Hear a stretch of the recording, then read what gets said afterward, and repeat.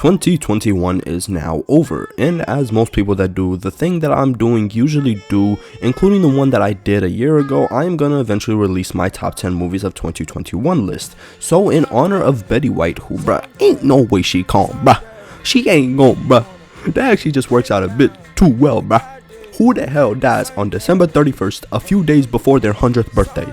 That is a double whammy, and in a sense, it's also the biggest FU that I've seen in a while, so maybe Betty went out the way that she wanted to. The reason I felt William Shatner come over me, right? Which happened. Oh, I wish I could say if this. someone, yeah. Back to the video though, I'm gonna start off 2022 by talking about some of the worst movies that I saw from last year rather than talking about the 10 best. In total, I saw 62 films that were released in the last fiscal year, so I have a solid catalog of things that I'll be taking into account. Sure, I'm no Sean Fantasy, but I've seen most of what I wanted to watch, and here I'll talk about some of the movies that I wish that I had never watched. You will see as a pattern that the majority of the movies that I will talk about on my list are from the first half of last year, and this is mainly because at some point last year I realized I'm not gonna watch any more movies that I don't have a deep desire to watch. These movies are absolutely shit, so like Clifford the Big Red Dog, that might have made the list here, I don't know. I just decided not to watch that shit because I swear to God, it's not a real movie. This is not a real poster, and if it is, I give up. Foremost though, let me present the tier of films that I believe are just below the scum. Starting with In the Heights and progressively getting worse in quality to the third Conjuring film, these are all of the movies that I thought lacked the most merit, personally speaking, but also weren't so bad that I have to individually pick on them. All of these films either had no business being made, but were I guess, or had potential and ended up being humongous misfires for me, and I do stress for me. Some of these films like In the Heights and Malcolm and Marie, shout out to me, worked fairly well to the masses, and I can respect that popular perception, yet none of these films were successful in my eyes, and the next 6 movies I'm about to mention are in an even lower tier. I've been trying to make you love me.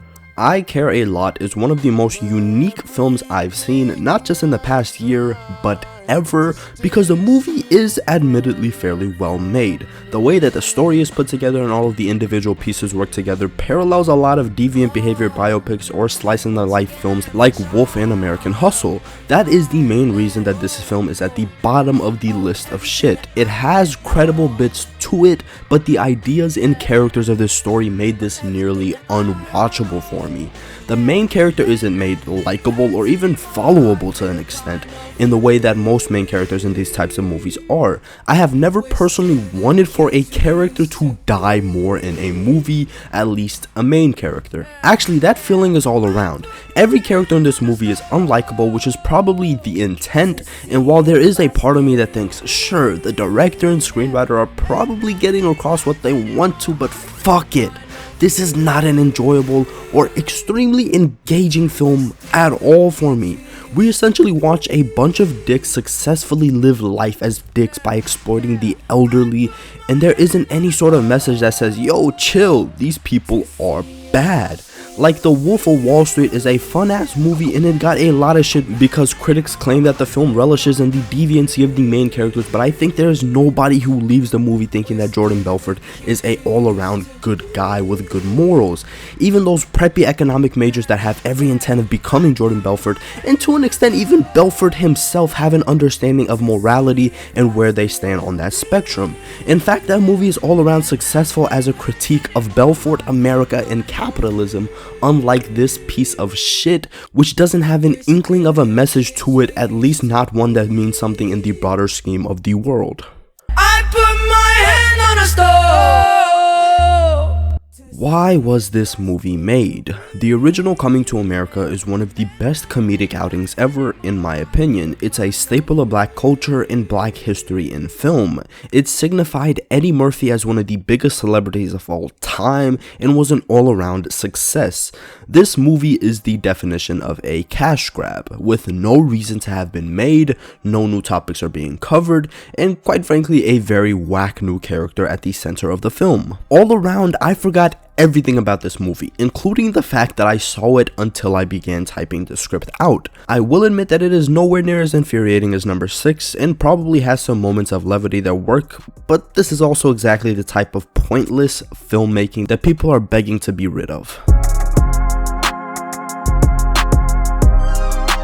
Holy fuck, is this movie boring. I understand it was made in quarantine, but why? This movie was actually nothing. It's supposedly a heist film where the heist doesn't start until there's like 40 minutes left in the movie.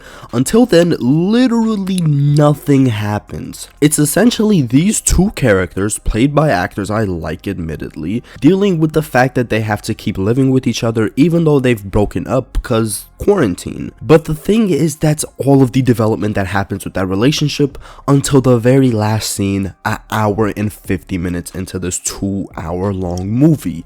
I've never felt more like I wasted 2 hours of my life. At least 20 times I went, oh god damn it, I still have insert amount of minutes left in this movie. I would say more, but nowhere near enough stuff happens so that I would have stuff to say about this film. I actually detest this movie, and I wouldn't be mad if this was erased from existence.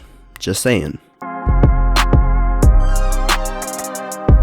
I watched this after finishing the Night of the Living Dead franchisement, and after watching some pretty solid films including Snyder's own Dawn of the Dead, I had some hope for this.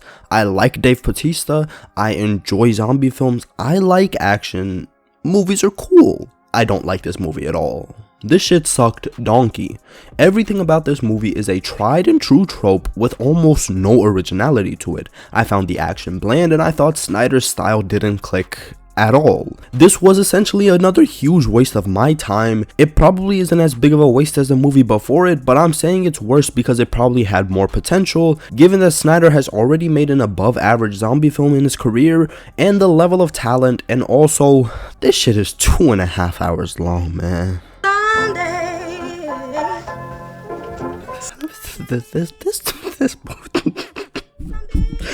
This movie.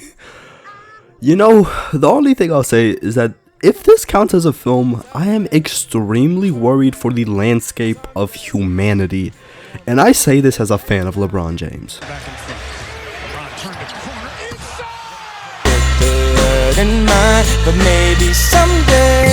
Yes, the worst movie of the year is Tom and Jerry. Yes, I watched Tom and Jerry, and I watched it with my younger siblings who were aged 4, 8, and 9, and the room was quiet for all but a 10-second time span, which I'll get back to later. But generally speaking, if children aren't laughing at your Tom and Jerry movie, you failed. When young kids with limited attention spans don't find enjoyment in your children's film, you did something wrong. Now, first of all, this animation is perfectly average. Sure, it's shitty compared to like Who Framed Roger Rabbit, but that's a classic. This is a shitty movie with average animation. I'll critique the story, but that shit is forgettable as fuck, in that I don't remember a single plot beat, aside from the fact that Chloe Grace Moretz is a hotel something, I don't know, she does something at this hotel, and I only remember this because once I saw her, I was like, I need to remember this detail about Chloe Grace Moretz, just in case I run into her someday and I ask her out and she's like, what was my role in that one movie? I don't know why she would ask me that, but you gotta be prepared for every situation. I don't know, man, my mind works in weird ways, and I've had a crush on her since I saw her in the first Kick-Ass movie. Oh shit, pause, nigga, shit, pause, nigga, shit, pause, nigga, get the fuck, go to jail, nigga, cancel, bro, she's 12. Hold up, let me just say, my ass was also like 10 when I first saw this movie, so this is not as weird as it sounds. At first glance, she's actually a solid 6 years older than I am. Nigga, you canceled anyways. Very well. Back to the movie though. Actually, fucking man, I don't like this movie, and I don't like talking about things that I don't like unless I'm angered at that thing that I don't like, and I just don't want to think about this movie anymore. So I'm gonna say one out of actually hold up, before I do close this out. The 10-second span in which there was not just absolute quiet in the room was, for some reason, at like the halfway point, my cousin walked in with a dead mouse, and I kid you not, in the middle of the Tom and Jerry movie, which is absolute shit, my cousin walked in with a mouse trap with a dead mouse in it, no explanation, showed us the dead mouse, and walked right out. I don't know, man. This movie is a disgrace to film. Tom and Jerry, Tom himself, Jerry himself, animation, claymation, Famation, Hollywood, Chloe Grace Moretz's beautiful ass, and everything in between. Thanks for watching. Here's some Kanye.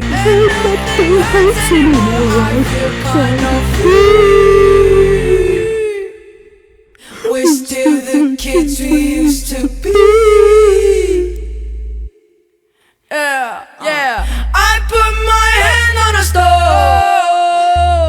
stove to see if I still bleed. Yeah.